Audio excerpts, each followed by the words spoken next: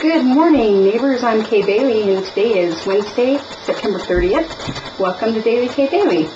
Today I'm going to answer some questions provided by you, and this is going to be a regular feature of Daily Kaye Bailey so that you can ask questions and we can share information and have some valuable content here.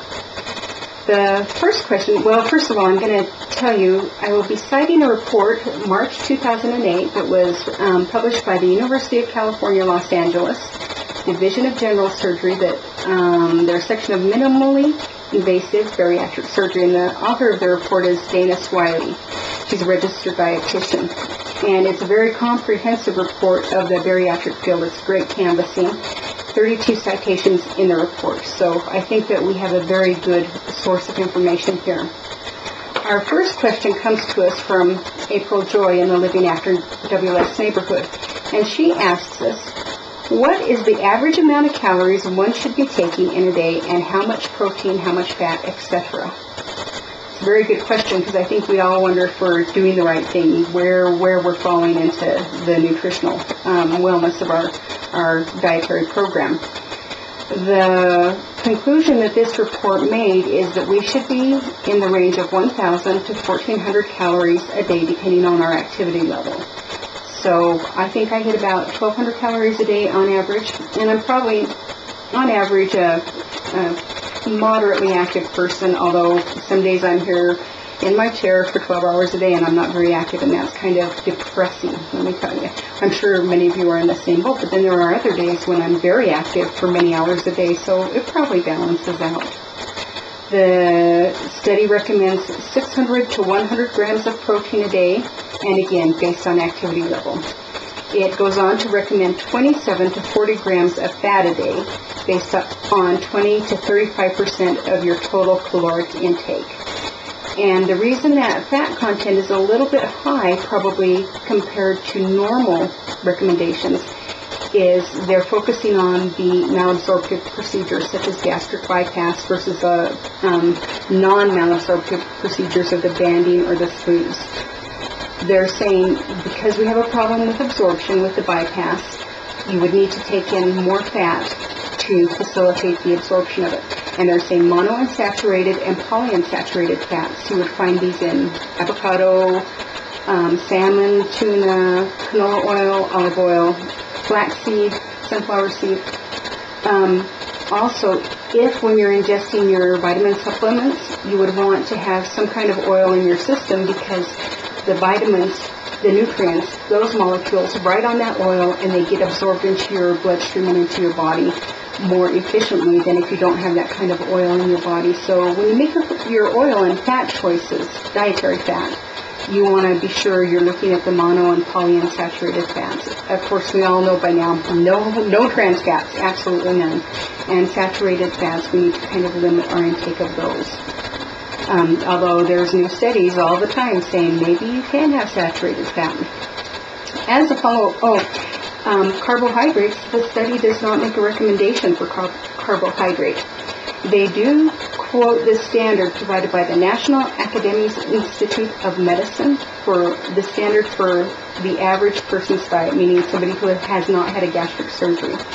And that recommendation is 45 to 65% of caloric intake should be carbohydrate, and that would be about 113 grams of carbohydrate a day. I don't see any way that we could do that. We would have to be grazing on broccoli and celery and tomatoes and apples and all kinds of carbs all day long, and I don't think that our system, because we lack the digestive enzymes, I don't think we could handle it. So I follow my 2-bite, 1-bite rhythm. You've heard me talk about it. 2 bites protein, 1 bite carbohydrate. And then I have half an apple in the morning, half an apple in the afternoon, or a half a piece of fruit, melon, berries, whatever. Some kind of fruit during the day. And it seems to be working, so we do what we can. As a follow-up to April's question, I want to address Barbara in New Zealand. Hi, Barbara. She asks, what happens if we don't take our vitamins? She said, it's a struggle to get all those vitamins in, and she keeps hearing alarming things. What are we going to do? I want to just quote from the conclusion of this report because it's a very good answer. If you don't mind, I'll just read it verbatim. Gastric weight loss surgery creates an increased risk for deficiency of certain nutrients. Decreased intake in combination with varying degrees of malabsorption presents unique challenges to achieving the macronutrient and micronutrient status needed to thrive.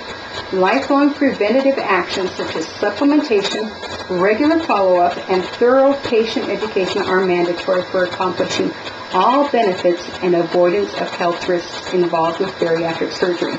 Okay, now here's the clincher. Given the nature of the procedure and the individuals undergoing the procedure, no clear protocols have been determined. The focus, therefore, is on risk reduction and careful monitoring and follow-up versus risk elimination. So, Barbara, the answer is do the best you can to take your vitamins, have your biannual or annual checkups, have your blood work done, monitor how you're feeling on a daily basis. Just do your follow-ups. Make sure, when you go in and have your lab work done, make sure that if there's something amiss, you get it taken care of right away. Don't wait until it's a treatment. Try and always be proactive. Try and be preventative. That's what the study is telling us. I hope this is helpful. Now, final question, and this one is off topic, but it came in last night on my email. And it's one of those when I just sit back and laugh and say, I do love my work. So I thought I'd share it with you today. And it starts. Dear Kaye, I have a friend who recently had weight loss surgery, and she is wondering if it would be okay if, like on the weekends, she'd smoke a little marijuana. Just social, not a habit or anything. She wanted me to ask you for her. Thank you in advance. Now get this. It's signed, Mary Jane. Well, Mary Jane, we all know the legal and moral implications of smoking marijuana, so I don't want to talk about that here. You know what the rules are and the social implications, so I'll leave that alone. I'll talk about a couple health concerns. If you're smoking pot, it's probably purchased illegally on the street, and so you will need to be concerned about toxicity issues versus if you were smoking it for medicinal purposes and you were buying medical grade marijuana. So be aware of that. Any kind of smoking causes some concern about your respiratory health. That's need for concern.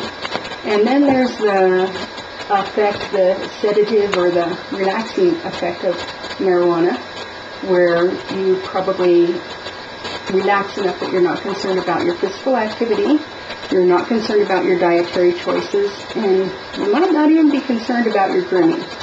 That's something else you must be concerned about. And finally, if you smoked pot before surgery and it gave you the munchies, and you smoked pot after surgery, you will get the munchies. Just something to think about. Well, folks, that's all I have for today.